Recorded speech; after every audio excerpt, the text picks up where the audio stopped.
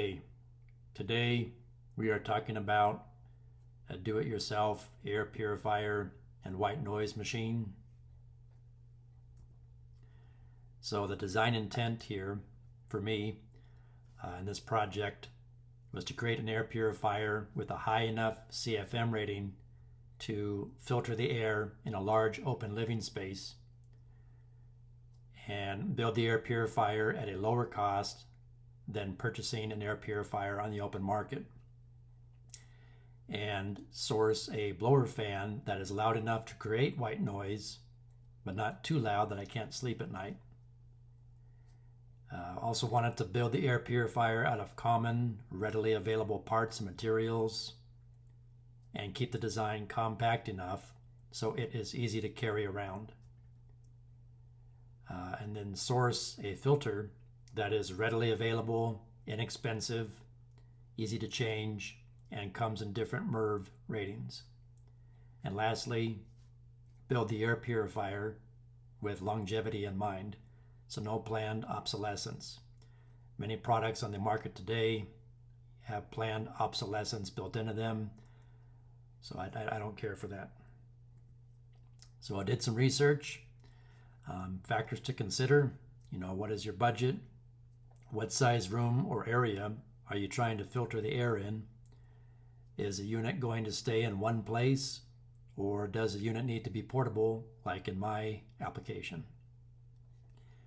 What are you trying to filter out of the air?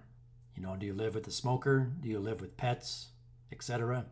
Do you need a HEPA filter, carbon pre-filter, UV sterilizer lamp, etc.? And then what replacement filter cost? What does a replacement filter cost, and what is its availability? That's an important thing to research, because some of those filters can get expensive. So sizing an air purifier. Measure the square footage of the room or rooms you want to filter the air in. And a general rule of thumb is that you need about 100 CFM for each 250 square feet of space. So here's an example. A room that's 10 foot by 12 foot, 10 times 12 would equal 120 square feet. So then you would only need a small air purifier for that room, because those small air purifiers will handle up to 200 square feet.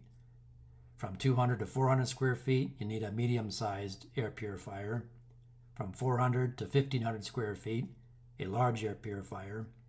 And then really anything over that, you're going to need a whole house air purifier. So cost analysis, again, you can buy air purifiers from Lowe's, Home Depot, Walmart, Amazon, eBay, Best Buy, etc. But in my case, I needed a large air purifier. So the ones that would fit my square footage, you can see the price range is from anywhere $450 up to $600. Air purifiers you buy in the market can have lots of different options. Different types of filters. They can have a remote control. They can be Wi-Fi compatible, so you can access them from your smartphone. They have built-in timers, multi-speed fans, sleep mode, filter change indicator, etc. They can get pretty fancy. But for me personally, these prices were out of my comfort zone. That's why I decided to build my own. Another thing to consider, this air purifier costs $600 up front, and they say the filters last for 20 years. However, the HEPA filter needs to be replaced once a year, and you have to pay the shipping and handling for that HEPA carbon filter. The thing that concerns me about this, if you look at the fine print, the machine itself only has a 3-year limited warranty. So what happens after that 3rd year if your blower motor fails, the touchpad buttons fail? So that was a bit of a concern for me. Yet another air purifier option. This is an Air Doctor professional air purifier. This one costs $520 up front, and you do have to pay for replacement filters. The non-HEPA filter costs $70 a piece, yet this machine only has a 1-year limited warranty. So here's the design that I came up with. It's a simple design. Overall dimensions are 13 by 13 by 13 inches. It weighs 22 pounds. It takes a standard 10-inch by 10-inch by 1-inch pleated filter. Those pleated filters come in different MERV ratings, 8, 11, and 13. The lower on the MERV rating scale, the less particulate it's going to filter out of the air. The higher on the MERV scale, the more particulate it'll filter out of the air. So this total project cost me $163.71. And you can see it's basically a box with a carry handle on top, a simple on and off switch. You can see a strain relief where the power cord will go in, the discharge vent on top, and a 10-inch filtered inlet grill, and that's where the pleated filter goes inside of. So I chose to go with a Dayton 1TDR9 blower. It's 120 volts, 1.28 amps, 1560 RPM, and rated at 463 CFM. And I believe I bought this one on eBay for right around 80 bucks.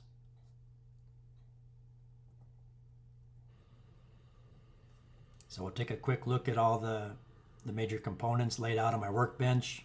There's a blower motor, and it already comes with the 5 microfarad capacitor. Heavy duty steel construction, no plastic crap. It's got a nice mounting flange, steel blower wheel, and there's the 10-inch pleated filters. There's the outlet grill. There's the inlet grill. That's the paint I chose. That paint will paint wood, metal, and plastic. Countersink wood screws, wood glue on all my joints. Here is a 6-foot long 14.3 power cord, SJTW, rated for 15 amps. Simple on-off switch, switch plate cover, switch box, strain reliefs, etc.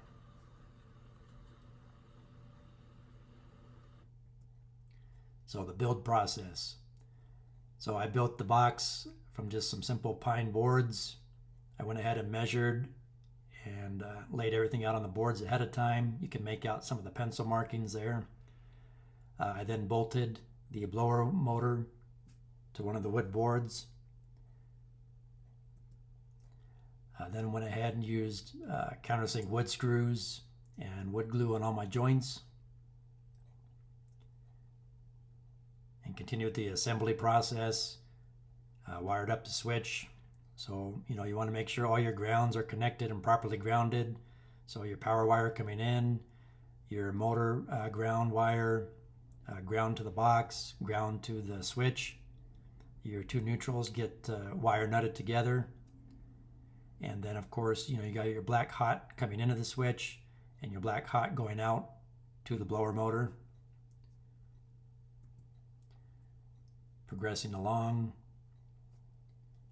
Cleaned and sanded everything, filled in the over the screw heads with some wood filler, and painted the unit black.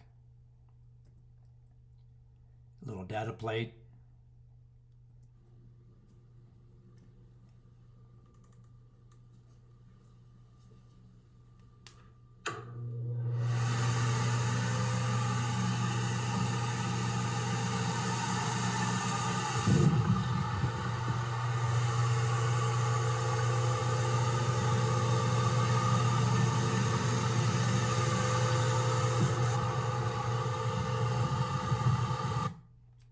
So it's just loud enough to provide white noise and cancel out nuisance exterior noise that you don't want to hear, but not so loud that I can't sleep at night. And here we'll look at how easy it is to change the filter.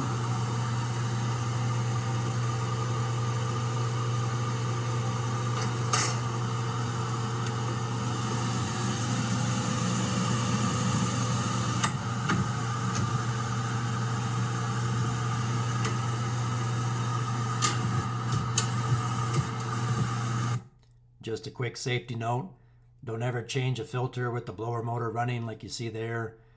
I was just trying to show you very quickly what the blower motor looks like while it's running and how easy it is to change the filter. But always make sure you shut the power off anytime you change your filter. Thank you for watching. I hope this helps. Please like, share, subscribe, and leave me a comment for future video topics you would like me to cover.